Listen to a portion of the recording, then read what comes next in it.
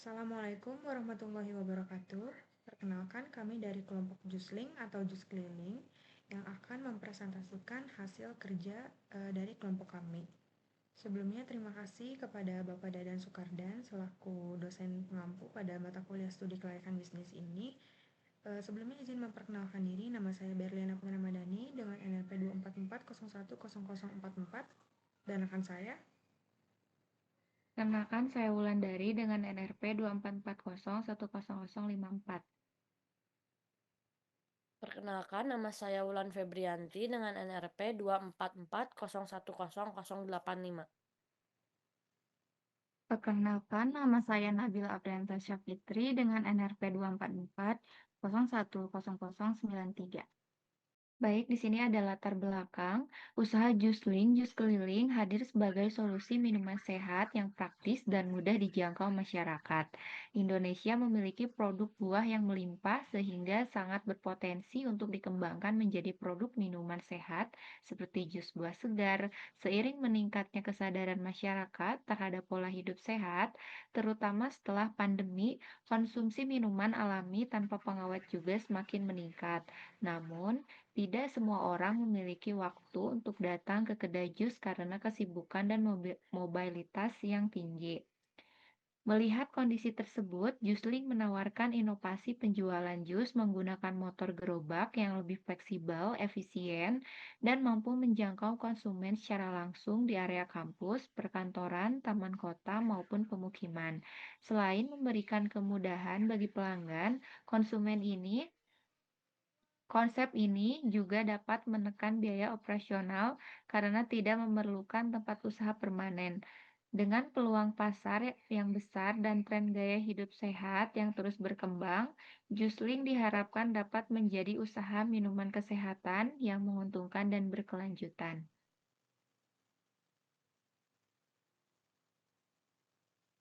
Berikut ada profil usaha dan juga ada logo dari usaha kita dan juga ada jenis usaha kita itu jenis usaha yang akan dibuat adalah jenis usaha yang di bidang kuliner, minuman yang sedang tren di kalangan masyarakat.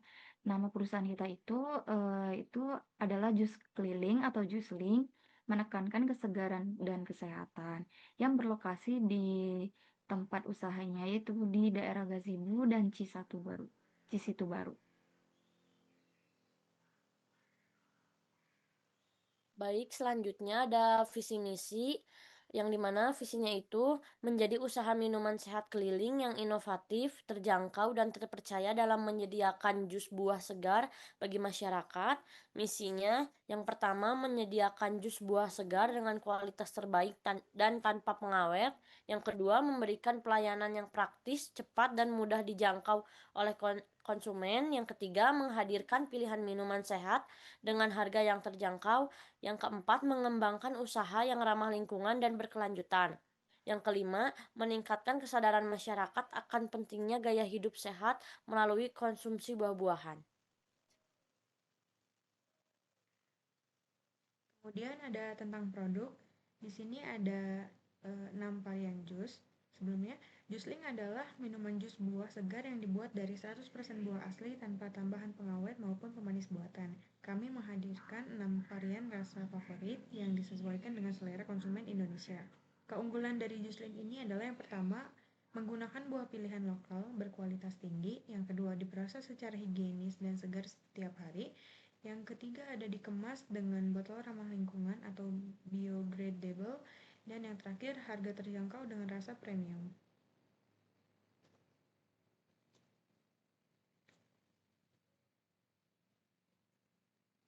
Lalu di sini ada produk yang ditawarkan, yaitu yang pertama stroberi, yang kedua alpukat, yang ketiga jeruk, yang keempat mangga, yang kelima jambu merah, yang keenam melon. Ini juga ada analisis SWOT, yang itu S1 Strength, adalah konsep yang unik dan fleksibel, justru menggunakan gerobak sepeda listrik sehingga mudah berpindah lokasi dan menjangkau banyak konsumen. Opportunity yaitu peluang kerja sama dengan berbagai pihak usaha Jusling, dapat bekerja sama dengan sekolah, tempat olahraga, serta acara bazar untuk meningkatkan penjualan. Wetness itu daya tahan yang relatif singkat, menggunakan buah segar tanpa banyak pengawet, sehingga beresiko mengalami penurunan kualitas apabila tidak segera dijual.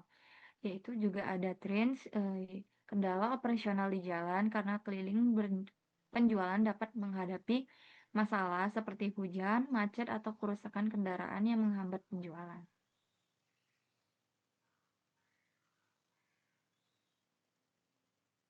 Baik, selanjutnya ada aspek pemasaran, yaitu Jusling melihat peluang besar minuman sehat, khususnya di kota Bandung, yang masyarakatnya semakin sadar pentingnya pola hidup sehat. Dengan menawarkan jus buah segar, alami tanpa pengawet dan pemanis buatan, Jusling hadir sebagai alternatif dari minuman instan dan segar.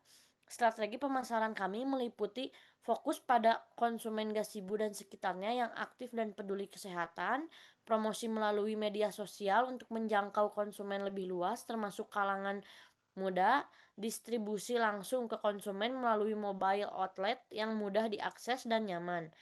Jusling berkomitmen menghadirkan produk berkualitas tinggi dengan harga terjangkau, menjadikannya pilihan utama untuk biaya hidup sehat yang praktis dan menyegarkan.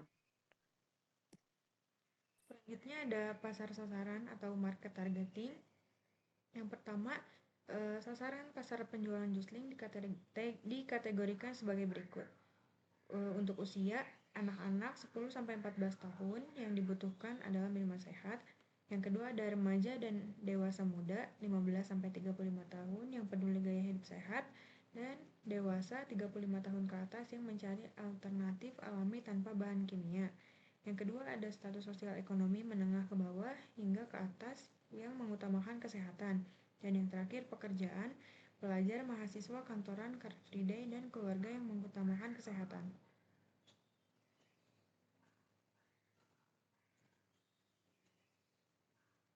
Lalu ada positioning, usaha jus keliling diposisikan sebagai minuman sehat, segar, praktis, dan terjangkau yang dapat dinikmati oleh semua kalangan masyarakat. Dengan menggunakan buah segar dan harga yang ekonomis, jus keliling menjadi alternatif minuman sehat dibanding minuman instan atau minuman kekinian lainnya. Lanjut, itu ada marketing mix 4P. Satu, produk. Jusling atau jus keliling menawarkan berbagai pilihan produk minuman sehat dalam kemasan botol 300 ml yang praktis dan mudah dibawa. Produk dibuat dari buah segar pilihan dengan rasa alami tanpa mengurangi kualitas dan kesegaran minuman. Selain itu, setiap varian dilengkapi dengan topping granola dan potongan buah untuk menambahkan cita rasa dan nilai gizi. Menu yang ditawarkan dibagi menjadi beberapa kategori yaitu dan juga ada price atau harga. Harga disesuaikan untuk pangsa pasar dengan tetap menjaga kualitas. Strategi ini bertujuan untuk menjangkau konsumen yang lebih luas. Ada plans atau tempat mobile outlet di Jalan Diponegoro, Citarum, Kecamatan Bandung Wetan, Kota Bandung, atau lebih dipersempitnya itu di daerah Gazebo dan sekitarnya. Area strategis yang dekat dengan pusat aktivitas Car Free Day, mahasiswa, dan pekerja. Lokasi mudah dijangkau dan nyaman. Terus juga ada promotion. Promosi dilakukan melalui media sosial seperti Instagram dan TikTok, dilengkapi dengan diskon sampling di mobile outlet serta testimoni pelanggan untuk memperkuat promosi dari mulut ke mulut.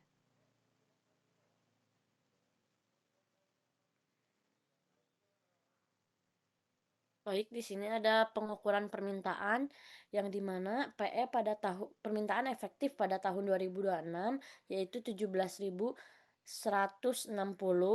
2027 19.032, 2028 21.528, 2029 24.024, tahun 2030 27.144. Untuk penawaran persaingnya pada tahun 2026 mencapai 327.600, pada tahun 2027 343.980 pada tahun 2028, 361.179 dan pada tahun 2029 379.238, pada tahun 2030 398.200. Untuk proyeksi penjualannya pada tahun 2026 mencapai 16.848, pada tahun 2027 17.784, pada tahun 2028 18.720, pada tahun 2029 18.720, pada tahun 2030 18.720. Untuk kapasitas produksinya dari tahun 2026 sampai 2030 itu kita mengambil sama rata yaitu 18.720.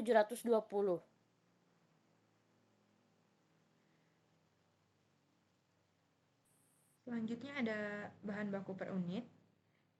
Usaha Jusling ini menetapkan kapasitas produksi sebanyak 60 botol per hari. Pada tahun pertama kami mengambil proyeksi penjualan dari 90% dari kapasitas produksi pada tahun pertama. Pada tahun kedua mengambil 95% dan seterusnya 100% sesuai dengan kapasitas produksi. Skala ini dipilih berdasarkan proyeksi permintaan, kemampuan tenaga kerja, serta efisiensi bahan baku dan peralatan yang tersedia. Mesin dan peralatan. Di sini pertama ada blender, kedua ada gerobak sepeda listrik, ketiga timbangan digital, 4 pisau dan talenan, 5 skop es batu, 6 wadah pencuci buah, 7 gelas ukur, dan 8 ada lampu LED.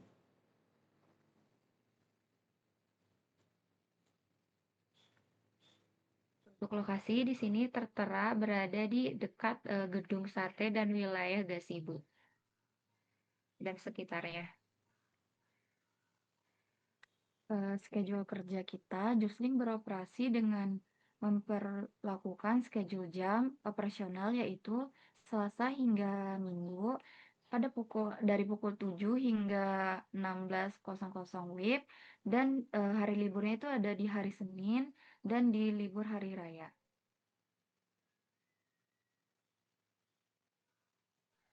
Jenis dan jumlah produksi. Jenis produksi yang diterapkan oleh usaha Jusling adalah produksi berdasarkan pesanan atau on demand, di mana jus dibuat langsung setelah ada pesanan. Hal ini bertujuan untuk menjaga kesegaran, rasa, dan kualitas minuman yang disajikan kepada konsumen. Karena masih berada pada tahap awal, jumlah produksi disesuaikan dengan kapasitas harian dan perkiraan jumlah pelanggan. Target produksi awal diperkirakan sekitar 50 botol jus per hari, tergantung pada tingkat permintaan harian dan jam operasional. Yang selanjutnya ada pengemasan produk. Jusling menggunakan kemasan ramah lingkungan sebagai bentuk kepedulian terhadap lingkungan.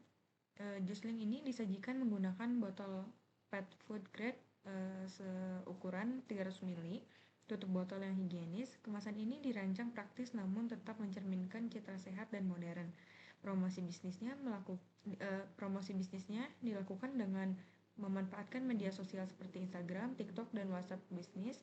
Melalui platform tersebut, usaha Jusling dapat mengunggah foto dan video produk, informasi menu, harga, lokasi berjualan, serta berbagai promo yang sedang berlangsung. Media sosial juga memudahkan interaksi dengan pelanggan, menerima pesanan, dan memperluas jangkauan pemasaran hingga produk lebih dikenal oleh masyarakat, khususnya kalangan pelajar, mahasiswa, dan pekerja di sekitar area penjualan. Sini ada aspek keuangan. Untuk biaya bahan baku variabel, yang pertama ada jeruk dengan unit 1 kilogram dengan harga 20.000, jumlah harga 20.000. Yang kedua ada strawberry, jumlah unitnya 1 kilogram dengan harga 30.000, jumlah harga 30.000. Yang ketiga ada mangga dengan unit 1 kilogram dengan harga 25.000, jumlah harga 25.000. Lalu yang keempat jambu merah per unit 1 unit kilogram dengan harga 20.000, jumlah harga 20.000. Yang kelima alpukat 1 unit kilogram dengan harga 28.000, jumlah harga 28.000. Yang keenam, melon dengan 1 unit kilogram dengan harga 18.000, jumlah harga 18.000. Yang ketujuh, gula 1 unit kilogram dengan harga 18.000, jumlah harga 18.000. Yang kedelapan, SKM 1 unit per kaleng dengan harga 13.000, jumlah harga 13.000. Yang kesembilan, granola per 1 kilogram dengan harga 80.000, jumlah harga 80.000. Yang ke-10, air mineral per 1 galon dengan harga 19.000, jumlah harga 19.000. Yang terakhir ada es batu 20 kilogram dengan harga 15.000, jumlah harga 15.000 dengan total keseluruhan 286.000. Total biaya bahan baku per hari mencapai 286.000, lalu biaya produksi per bulan atau 26 hari kerja yaitu 7.436.000. Biaya produksi per tahun 89.232.000. Biaya bahan baku variabel, biaya overhead variabel, botol kemasan 18.720 per unit, harganya itu 1.000 dengan jumlah harga 18.720.000. Dan juga plastik itu 200 unit per packnya, harganya itu 8.000, jumlah harganya jadi 1.600.000. Label produk itu per unitnya 18.720 per pieces dengan harga 300 perak. Jumlah harganya itu 5.616.000. Sarung tangan plastik 5 unit dalam satuan pack itu harganya 6.000, jumlah harganya 30.000. Jadi total biaya overhead variabelnya itu ada 25.966.000. Dan total modal kerja variabel itu ada di 115.198.000. Baik, di sini ada biaya bahan baku tetap, biaya tenaga kerja langsung. Di sini ada operator produksi yaitu 12 unit satuannya bulan dengan harga 2.500.000 dengan jumlah harga 54 juta. Terus ada penjual yaitu 12 unit per satuannya bulan, harganya 2 juta dengan jumlah harga 48 juta. Untuk total gaji karyawan 102 juta. Untuk total modal kerja tetapnya 10.296.000 ditambah 102 juta, yaitu yang menghasilkan 112.296.000. Kemudian ada kebutuhan dana. Di sini ada untuk aktiva berwujudnya. Pertama ada blender sebanyak 2 unit dengan harga 250.000.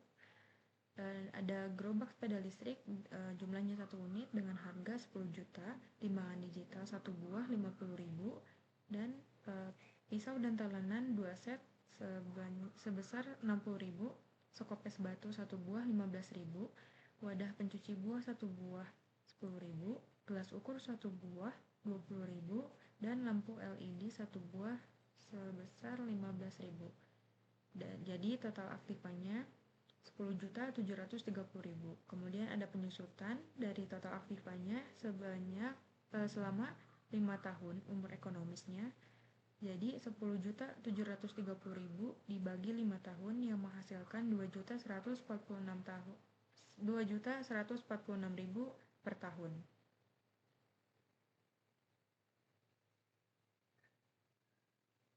Lalu ada kebutuhan dana. Yang pertama, modal kerja tetap 1 tahun dengan jumlah 112.296.000. Modal kerja variabel 1 tahun dengan jumlah 115.198.000. Aktiva berwujud dengan jumlah 10.730. total 238.224.000, total 5 tahun 1.191.120.000. Sumber dana kebutuhan dana dengan jumlah 1.191.120.000. Modal sendiri 40% dengan jumlah 476.448.000. Pinjaman 60% dengan jumlah 714.672.000. Bunga kredit 6%, jatuh tempo 5 tahun. Proyeksi arus kas penjualan di tahun pertama 16.848, di tahun kedua 17.748, di tahun ketiga 18.720, di tahun keempat 18.720, di tahun kelima 18.720. Total penjualan di tahun pertama 219.024.000, dan di tahun keduanya 266.760.000. Di tahun ketiga 318.240.000, di tahun keempat 355.680.000, di tahun kelima 393.120.000.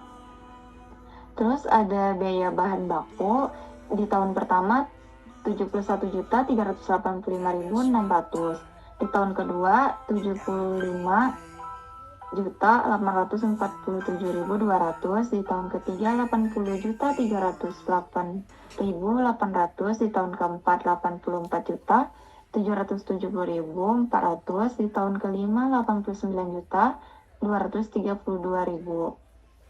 Terus ada biaya kemasan di tahun pertama 25.936.000, di tahun kedua 25.936.000, di tahun ketiga 25.936.000, di tahun keempat 25.936.000, di tahun kelima 25.936.000. Terus ada tenaga kerja langsung, itu di tahun pertamanya 54 juta, di tahun keduanya sampai ke tahun kelima itu 54 juta.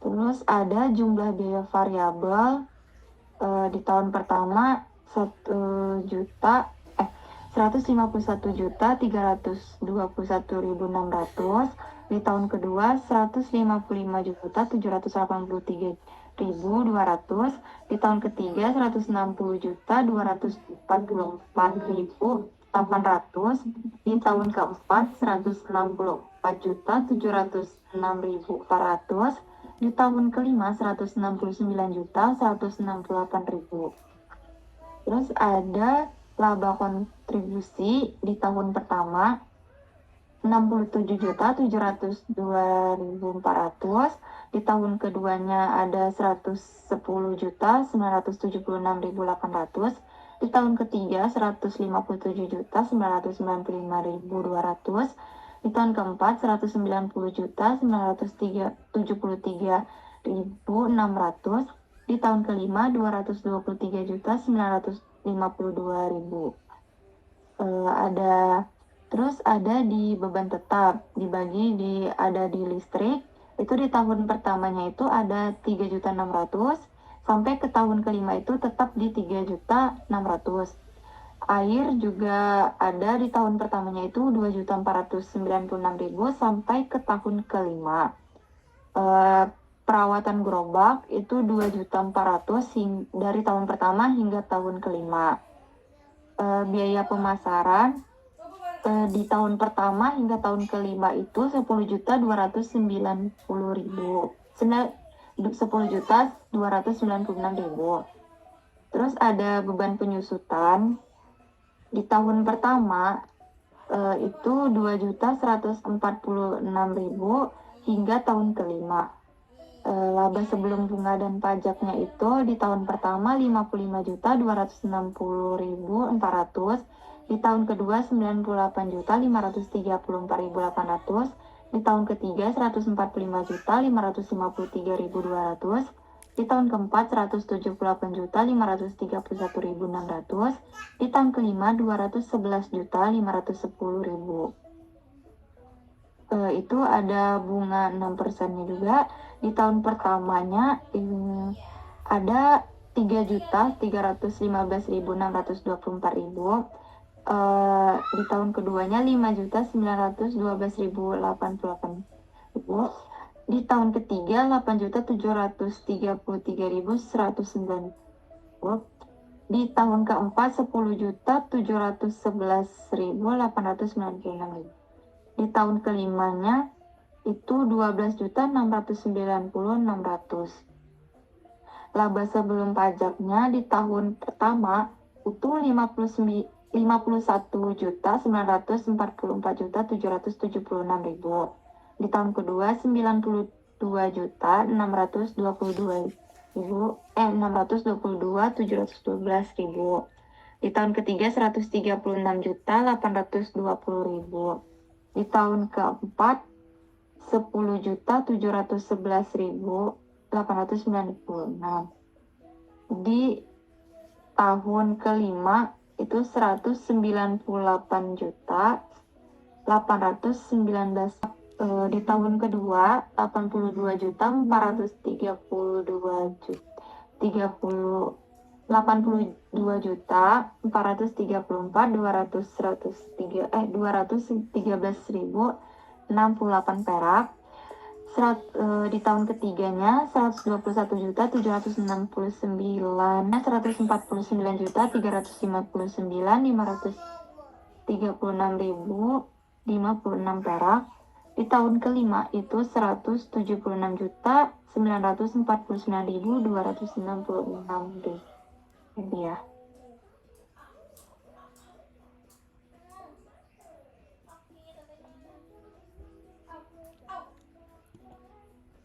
Di sini ada proyeksi laba rugi untuk arus kas masuknya. Penjualan pada tahun pertama ada 179.712.000, di tahun keduanya 222.768.000, di tahun ketiganya 269.568.000, di tahun keempatnya 320.112.000, untuk tahun kelimanya 374.400.000. Untuk arus kas keluarnya, investasi awalnya sebesar 476.448.000. Untuk biaya bahan baku pada tahun pertama adalah 71.385.600, pada tahun kedua 75.847.200, pada tahun ketiga 80.308.800, untuk tahun keempat 84.770.400.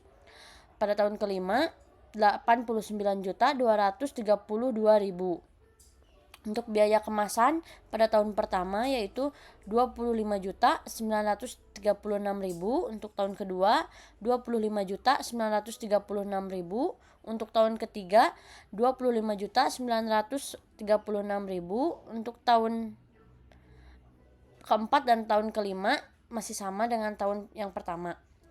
Untuk biaya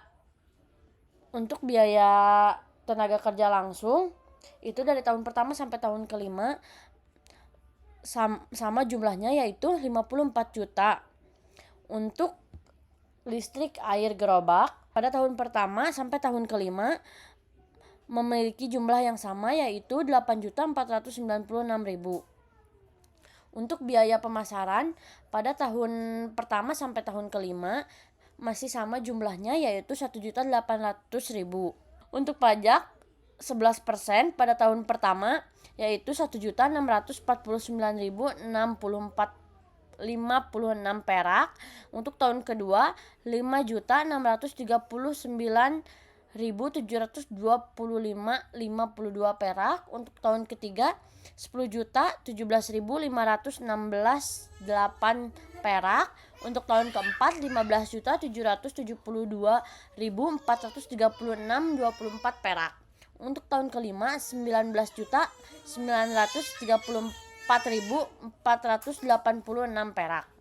Selanjutnya ada PRIVE 10%, yaitu pada tahun pertama sebesar 1.334.243.14 perak, untuk tahun kedua sebesar 4.563.050.65 perak, untuk tahun ketiga 8.105.081.19 perak, untuk tahun keempat sebesar 12.761.334.78 perak.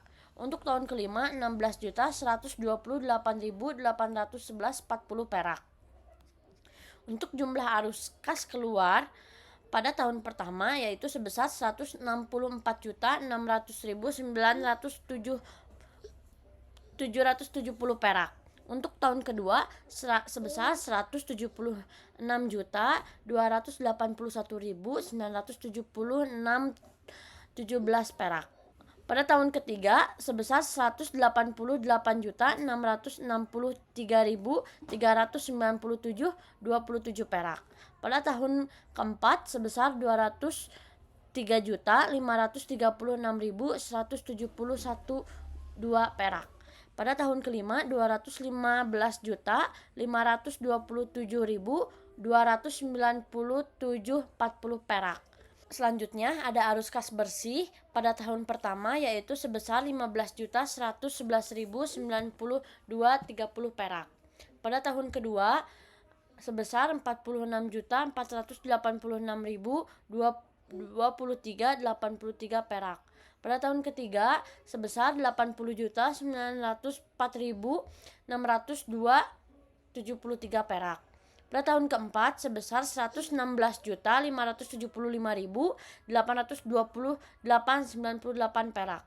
Pada tahun kelima 158.872.702.702.60 perak.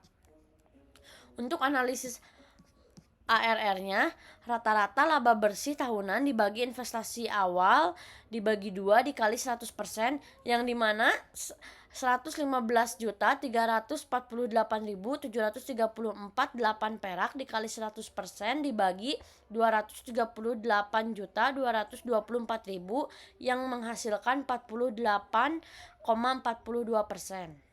Baik, yang selanjutnya ada NPV 1 dan 2. Di sini kami menggunakan NPV 1-nya PVIF-nya sebesar 5%, yaitu menghasilkan 0,952381 pada tahun pertama, yang kemudian dikalikan arus kas bersih yang menghasilkan present value sebesar 44.827.992 rupiah, dan seterusnya, yang menghasilkan sigma PV-nya sebesar 481.071.964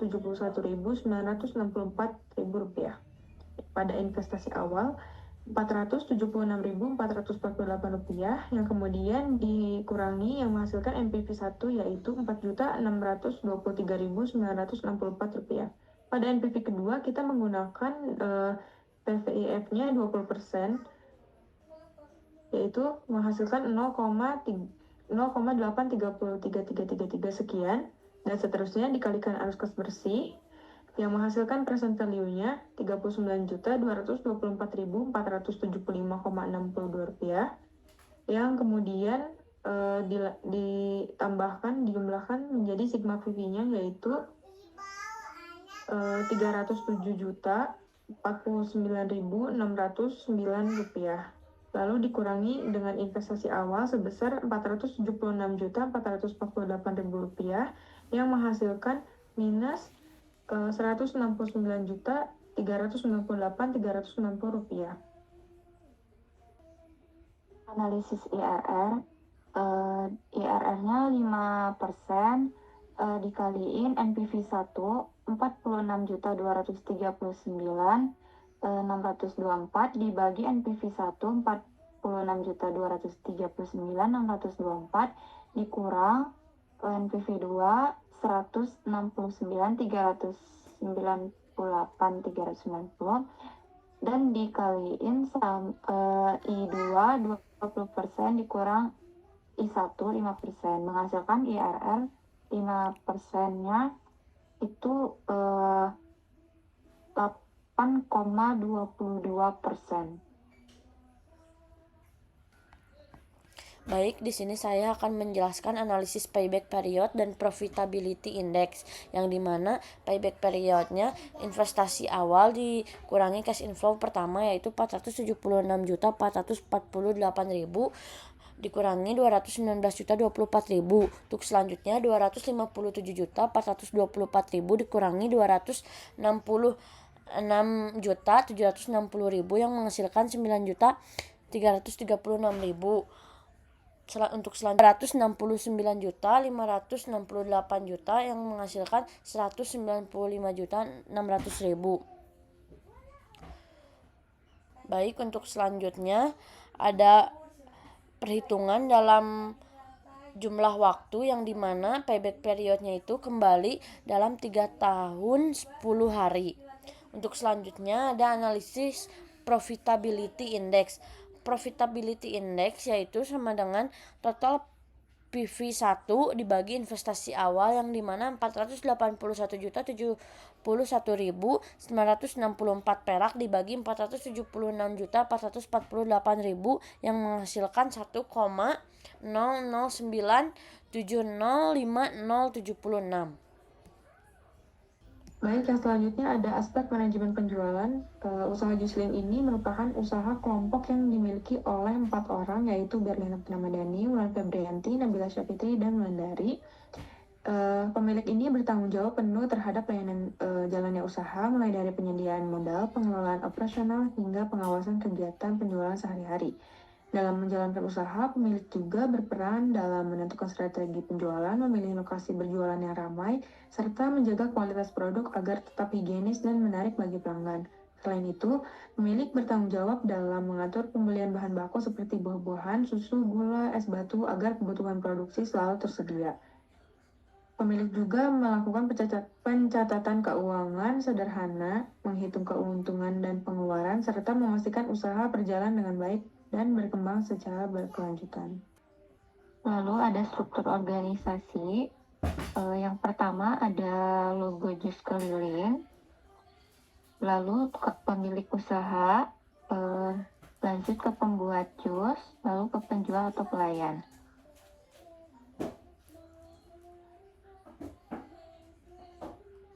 Tim manajemen itu satu pemilik usaha yang bertugas menjadi penyedia modal dan pengelola utama usaha jus keliling.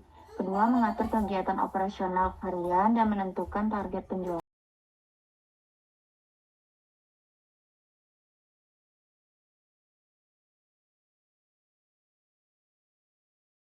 Melakukan pencatatan keuangan dan evaluasi hasil penjualan. Yang kedua, pembuatan jus. Satu, menyiapkan dan mengelola buah menjadi jus yang segar dan berkualitas. Yang kedua, memastikan rasa jus sesuai standar dan permintaan pelanggan. Yang ketiga, menjaga kebersihan alat, bahan, dan area pembuatan jus. Yang keempat, membuat variasi menu jus yang menarik dan inovatif. Yang kelima, melaporkan stok bahan baku yang mulai habis kepada pemilik usaha. Yang ketiga, penjual atau pelayan. Satu, melayani pelanggan dengan ramah dan sopan. Kedua, menjelaskan menu, ukuran, dan harga pokok kepada pembeli. Ketiga, membantu proses pemesanan dan pembayaran. Keempat, menjaga kebersihan gerobak atau stand jual keliling. Yang kelima, membantu mempromosikan produk kepada masyarakat sekitar.